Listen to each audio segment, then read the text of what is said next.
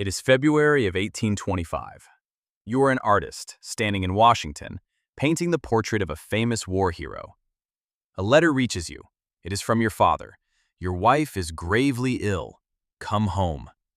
You drop your brushes. You ride north for days, as fast as horses can carry you. But when you finally reach your front door, your wife is not sick anymore. She is gone.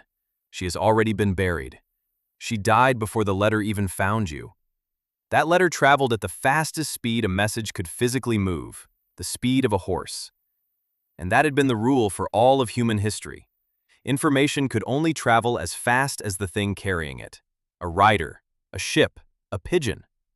The artist's name was Samuel Morse, and his grief was about to teach the entire planet to talk through a wire. One more thing before we start. Somewhere in this video is the answer to a question almost everyone gets wrong. What do the letters SOS actually stand for? Lock your guess in the comments right now. We will get there. 7 years later, in October of 1832, Morse was crossing the Atlantic on a ship called the Sully when he overheard a conversation about a new scientific curiosity: the electromagnet. Electricity, a fellow passenger explained, passes through a wire almost instantly, any length of wire. Morse froze. If electricity could be switched on and off at will, a message would not need a horse.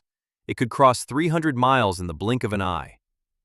But there was a problem, and it looked fatal. Electricity is fast, but it is stupid. A wire can carry exactly two things: current on, current off. No letters, no words, no human voice. How much of a language can you squeeze through a channel that only says yes or no? All of it. Morse and a brilliant young mechanic named Alfred Vail built an alphabet out of time itself. Press the key briefly, and you make a dot. Hold it a little longer, and you make a dash. String them together, and every letter in English becomes a short rhythm of the two. A is dot dash. B is dash dot dot dot. And hidden inside that alphabet is a stroke of genius almost nobody notices. The story goes that Vail walked into a local New Jersey newspaper office and counted the printer's movable type, piece by piece, to find out which letters English actually uses most. There were more letter E's in those trays than anything else. So E, the most common letter in the language, got the shortest possible signal, one single dot. A rare letter like Q got a long, expensive rhythm. Morse code is not just an alphabet, it is compression. The same trick your phone uses to shrink a photo, invented a century before computers, by counting little slugs of metal in a print shop. Congress mostly laughed at it. It took 11 years of lobbying before Morse got his money. In 1843, a bill for $30,000 to string a wire from Washington to Baltimore passed by just 6 votes, and 70 congressmen abstained entirely, refusing to attach their names to something so ridiculous. Then, on May 24, 1844, Morse sat in the chamber of the Supreme Court and tapped out a short verse chosen from the Bible by Annie Ellsworth, the teenage daughter of a friend. 40 miles away in Baltimore, Alfred Vail wrote it down. In the same second. Stop and feel what just broke. For the first time in the history of our species, a message beat its messenger. The words arrived, and nothing had moved. What happened next was an explosion. Telegraph wires raced along every new railroad line, and by October of 1861, a single line crossed the entire American continent. The Pony Express, the fastest mail service on Earth, with its relay stations and its legendary riders carrying letters coast to coast in 10 days, shut down 2 days later. 2 days. But the wires stopped at the water. So in 1858, engineers dragged a cable across the floor of the Atlantic Ocean. Queen Victoria sent the American president a message of 98 words. It took over 16 hours to transmit, and a few weeks later the cable went dead. It took until 1866 and one of the largest ships in the world to lay a cable that truly worked. Now Europe and America could speak in minutes. The price? $10 a word. For many workers, that was a full week's wages for one single word. And here is where it starts to feel impossibly modern. The telegraph operators, sitting alone at their keys through the quiet hours, began talking to each other. They gossiped down the wire. They told jokes. They played chess across 500 miles. They fell in love with people they had never seen. In 1879, a novel called Wired Love told the story of two operators falling for each other over the wire, with every anxiety of a modern dating app. The historian Tom Standage has a name for this whole era: the Victorian Internet. Every operator even had what they called a fist, a personal rhythm of sending as recognizable as a voice. And the best of them were inhumanly fast. In 1939, an operator named Ted McElroy took down 75.2 words per minute by ear, a record, faster than most people can type today. Then the message left the wire behind.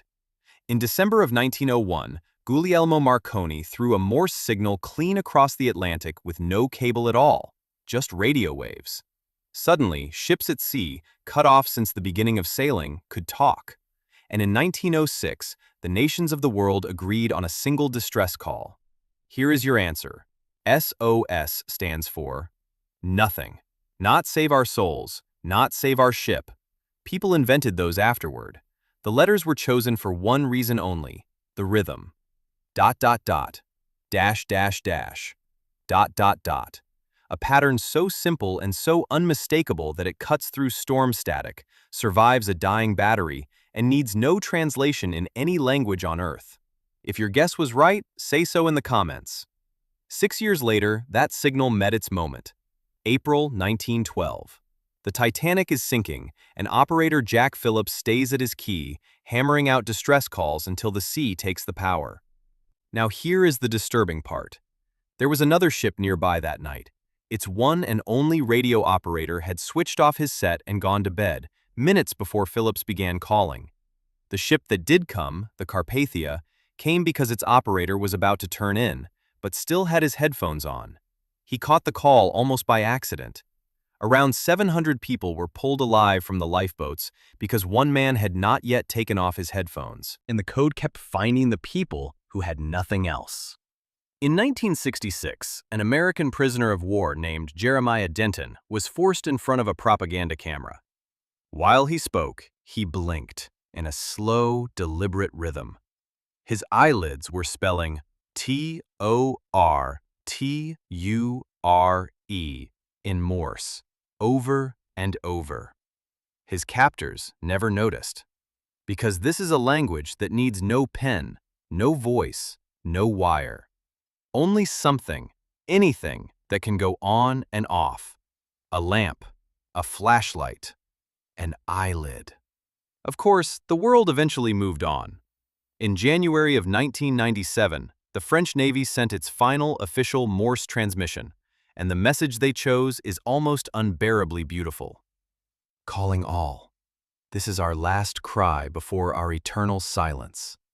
2 years later, the last commercial Morse station in America signed off by repeating the very same verse Morse had tapped in 1844, and the line went quiet.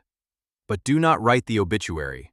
Right now, tonight, radio beacons at airports around the world are identifying themselves to pilots in Morse code, beeping their names in dots and dashes to every cockpit in range.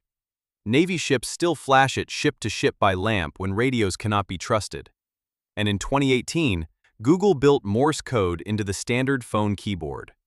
Because a person who can move only one muscle, a cheek, an eyelid, can say anything there is to say with 2 signals. For someone locked inside their own body, Morse code is not history. It is a voice. So go back to 1825, to the artist standing at a door he reached too late. The fastest message on Earth could not outrun a funeral. Today, your good night crosses the planet before your thumb leaves the glass. And at the bottom of every cable under every ocean, it is still just pulses. On and off. Dots and dashes, moving at the speed of light. The man who lost his goodbye to distance built the reason distance never takes one from us again. We get curious about the stuff nobody thinks to ask.